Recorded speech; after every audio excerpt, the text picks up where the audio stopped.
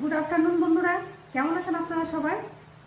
দেখুন, রান্না করে এক্ষুনি রান্নাঘর থেকে বেরোলাম আর এই এক গ্লাস শরবত নিয়ে। আর ওই যে আমার হাজব্যান্ড এক্ষুনি বাড়িতে ঢুকলো, তার জন্য করে রেখেছিলাম।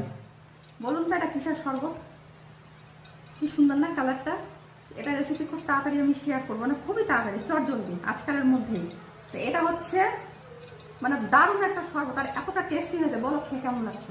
দারুণ, কালো জামের শরবত দারুণ হয়েছে। বলে দিলে কেন? আমি তো এটাকে মানে কি বলবো, সারপ্রাইজ রেখেছিলাম। মানে কালো জামের শরবত যে এতটা টেস্টি হয় আমি ভাবতে পারিনি। সত্যি বলছি, রেসিপি খুব তাড়াতাড়ি শেয়ার করবো।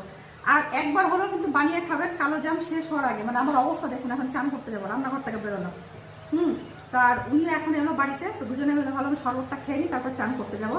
তো এই হচ্ছে আমাদের দুজনের শরবত। তো অবশ্যই একবার হলেও ট্রাই করবেন কালো জামের শরবত। তো এখন তাহলে এখানে শেষ করছি। টাটা।